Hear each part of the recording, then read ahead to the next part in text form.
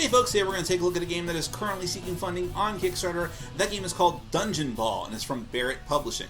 Now, if you like what you see throughout the rest of this preview video, I'm going to encourage you to go to the official Kickstarter project page to find out more information than I could possibly tell you here. To do that, you're going to follow the link in the top corner of your screen, as well as down in the description section underneath this video. You'll hopefully go there and consider backing the project. Now, Dungeon Ball is a competitive game. You can play it with 2 players, or you could play it with solo mode with a special AI deck. But assuming you're playing with a 2-player game, each player takes control of a different team of these fantasy-themed brawlers who are playing a game very akin to American football, of course, with a twist. You'll have your own special abilities for each of the teams, and you're also going to be calling out plays as the coach of this team, and owner/coach of the team. You're trying to set these plays in order to drive your ball down the field, but your opponent on defense is trying to, of course, counter that and hold you down so that you don't score those points. There's lots of different ability cards involved, lots of like guesswork as to trying to anticipate what your opponent is doing. You can even make actual field goals in the game by actually trying to get the ball into the field goal, but I'll explain that in a moment. Before we go any further, let me go ahead and give you a brief look at how the game plays with a prototype copy of the game. So just do bear in mind that what you see here in this version may change in the final version. Of note, there's actually going to be a special football die in the game. I just use a 6-sided die for this purpose here, but in any event, this should give you enough of an inkling of how the game plays. Then we will come back and discuss it further.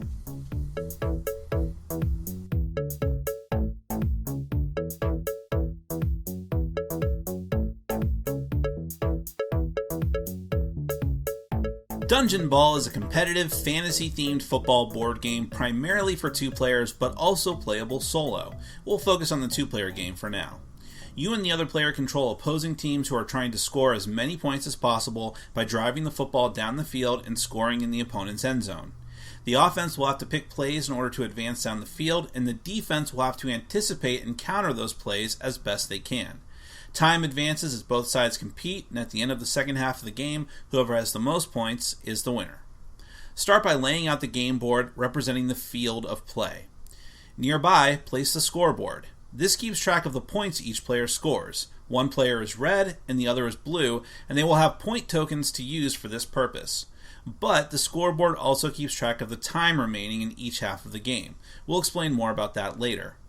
Each player gets a play selection board and a pawn in their chosen color that starts in the center. Attached to that board is icons for 2 special abilities that may be activated during the game with momentum tokens, which there is also a space for on this board. Each player begins with 3 of these, and you should keep a stock of them within reach. They also get a set of 6 square defense cards in their color, and which are the same for each player. Each player also chooses a team represented by 5 special ability cards. More on those in a bit. Now comes the coin flip or dice roll. Whoever wins gets to decide if their team begins on offense or defense.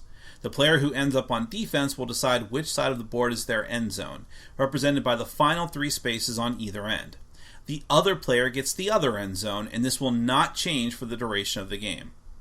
The side that gets offense will take the die representing the football, place it on 1, and put it on the red space with the football icon that is closest to their end zone. That offensive player also takes the 7 white dice, while the defensive player takes the single black die. Don't worry, this will switch later. There's one important decision players need to make before they can begin. They must decide if field goals and extra points will be decided by luck or skill. If it's luck, you'll just be rolling the white dice. If it's skill, you'll make use of a field goal post image printed on the inside of the box lid, and subsequently, you'll need to keep that nearby when it's needed. More on this soon. Once this is settled, the game can begin with the offense's first drive, which is their attempt to push the ball down the field to their opponent's end zone. They have 4 chances to do this, called downs. The number currently showing on the football die represents the current down. The first thing that happens is the player on defense choosing a defense card and placing it face down in front of them. They have 2 cards representing each color and a 1 and a 2 of each color. Then, the offensive player moves the pawn on their playboard orthogonally to an adjacent play space. You must move, and you can't go diagonally. Once this is decided, the defensive player reveals their chosen card. If the color of the card matches the color of the offense's chosen play, the defensive player gains a momentum token, and 1 or 2 dice will be subtracted from the offense's upcoming dice pool, as indicated by the card. But if the color did not match, the offense gains 1 or 2 dice to their pool, as indicated by the card. The offense will then roll the white dice. They start with 5 dice, but will end up with anywhere from 3 to 7 based on the results of the play made before. You may roll the dice up to 2 times. After the first roll, you may keep some results and re-roll the rest, or stay with what you have. If the time symbol comes up on the dice, put those aside. They cannot be re-rolled, and they will subtract from the time remaining in the half when your turn is done. If the momentum symbol comes up, take 1 momentum from the stock for each symbol you have. Then, if it's your first roll, you may re-roll them. But what you're really looking for are either the cleat or football symbols, with each die having 2 of each of these symbols. Look at the play you selected in the previous phase. It will tell you whether you need to roll and keep 3 footballs, 2 footballs, or 1 cleat for blue, green, and red plays respectively. If you get enough symbols for the chosen play on the dice, you may move up the field by moving the football to the next space that matches the color of the successful play. So, if you rolled 3 footballs, you move the football to the next blue space. It's also possible to move multiple times if you get more of the symbols you need. If you roll 3 cleats for a red play, you can move 3 red spaces. If you roll 4 footballs for a green play, you move 2 green spaces. A few things may happen after attempting to move the ball. If the ball is moved into your opponent's end zone in any of the 3 spaces there, you've scored a touchdown and immediately get 6 points. You must also then attempt to get either an extra point kick or a 2-point conversion. But if you're on your last play and don't think you can make it to the end zone, and if you can get the ball to at least the field goal icon, you can attempt a field goal for 3 points instead. For the extra point and for field goals, you make the kick based on whether you chose to do the luck or skill-based method at the start of the game. If it's skill, you physically take the football die and toss it at the field goal on the inside of the box. If it lands cleanly between the uprights, the kick is good and you score the point or points. If it lands outside the uprights or hits the post and the die isn't at least halfway in the safe zone, the kick is bad. If you chose luck for an extra point kick, you simply roll the 4 white dice and try to get at least 1 football symbol. But for field goals, start with 5 dice and subtract 1 for each red space between the ball and the opponent's field goal, to a minimum of 1 die or a maximum of 4. Instead of an extra point after scoring, you can attempt a 2-point conversion. You put the ball on the football icon closest to your opponent and try to make a final successful play to get into their end zone. If you succeed, you get 2 points, then your opponent goes on offense with their ball in the starting space. Whether it moves or not, if the ball did not make it to the end zone and did not score, the football die is moved to the next number to indicate it's the next down. If the offense can't score at the end of the 4th down, the drive is over and the offense and defense flip. The opposing player will now begin their offensive drive starting from where the previous offensive player left the ball, which is now back to 1st down.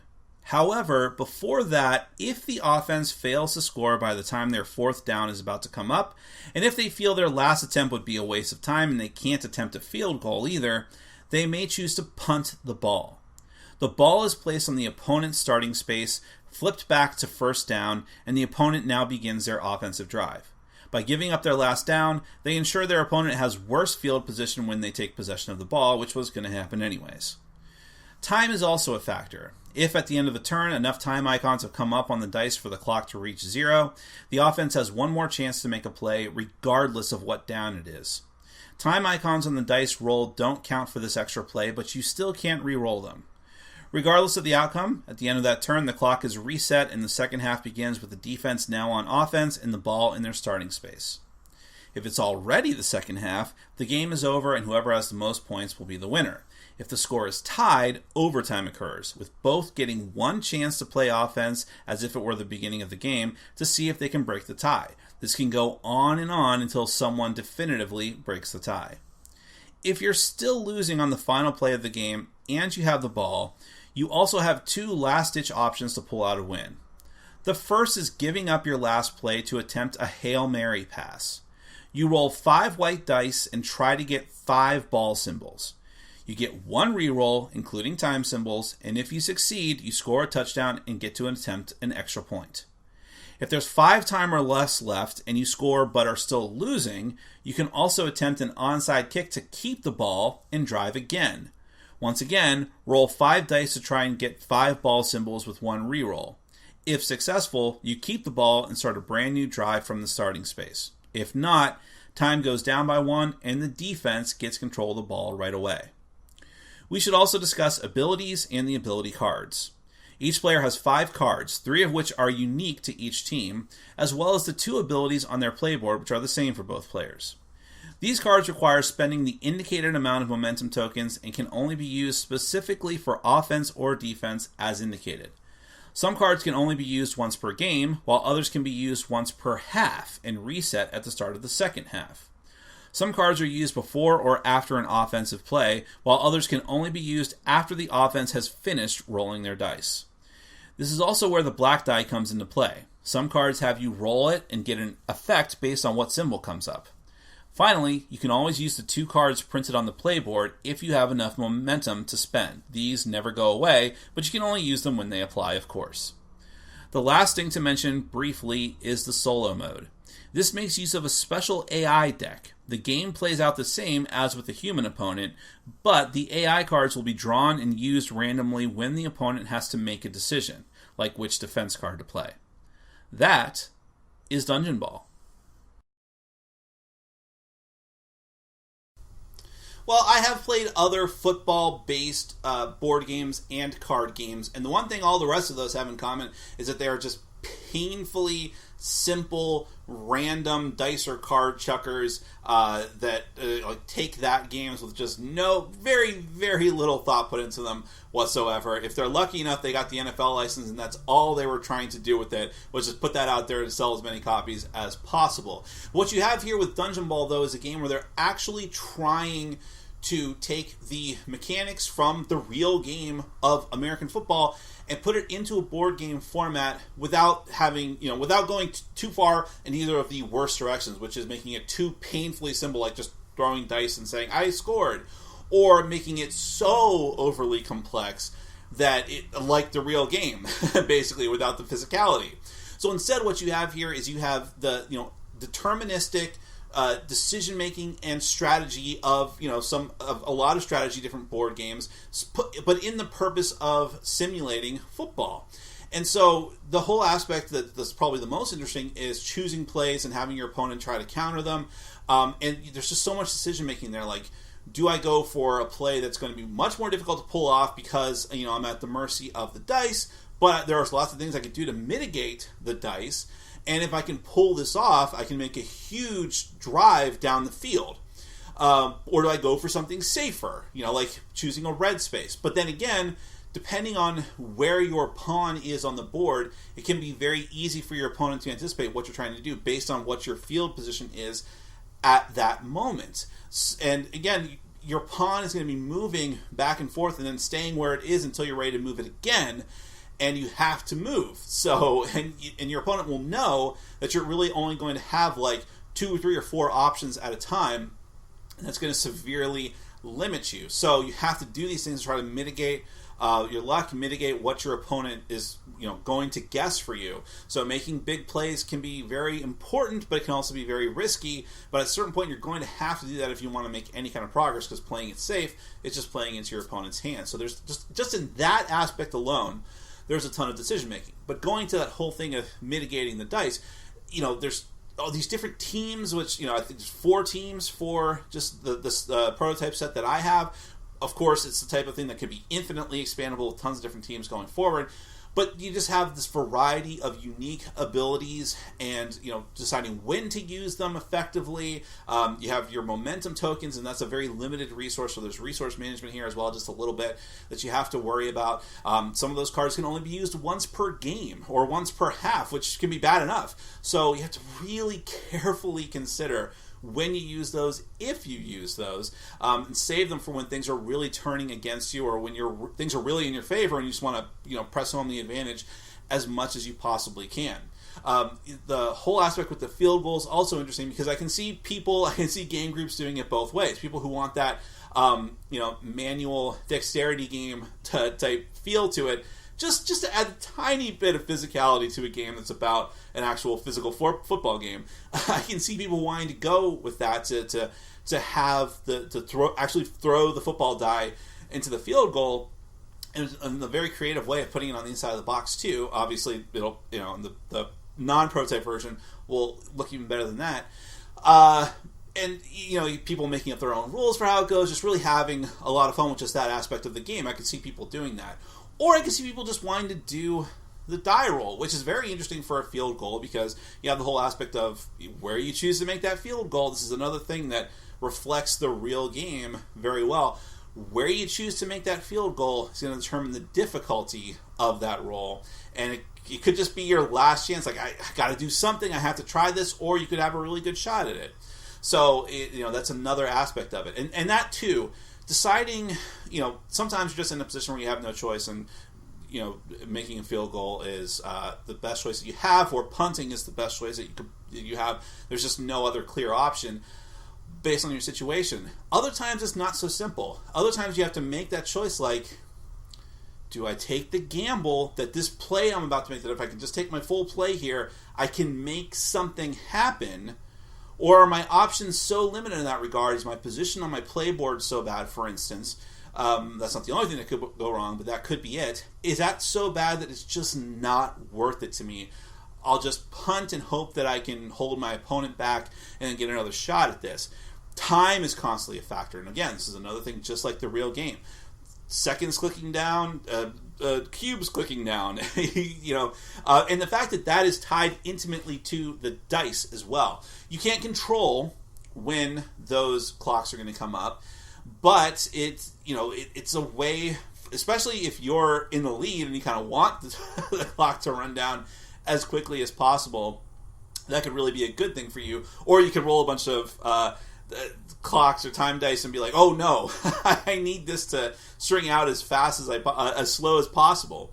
So it's just this added urgency to the game, which, and I think that goes to what I was saying in the beginning. Like, you don't want a game like this, because I think the reason why a lot of people like football as opposed to some other longer sports is that it does get you into the action, commercials notwithstanding, and keeps it going, and it feels very frenetic and fast-paced at times. And so you don't want a game that's overly technical and overly drawn out.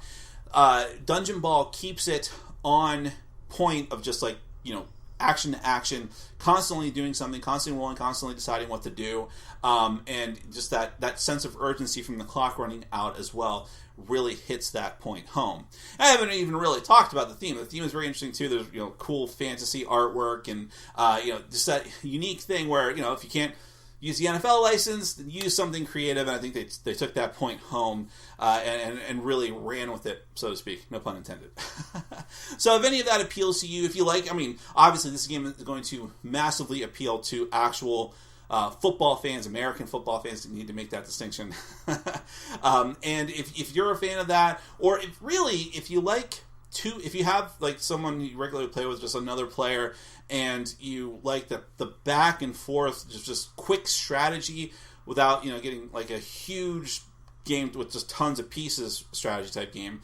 If you like that streamlined thing, if you have a younger player who you want to introduce to strategy games and you just want something that's just right, that's not too easy, not too difficult, and especially if that kid likes football too, this could be the game that you're looking for. But listen, you don't need to take my word for that. You can go to the official Kickstarter project page and find a ton of information about what this game has and about what the game might have if the project does well enough, but that's up to you. So go to the official Kickstarter project page by following the link in the top corner of your screen or down in the description section underneath this video. That is Dungeon Ball from Barrett Publishing. Thank you so much for watching, and as always, for supporting our sponsors. Take care.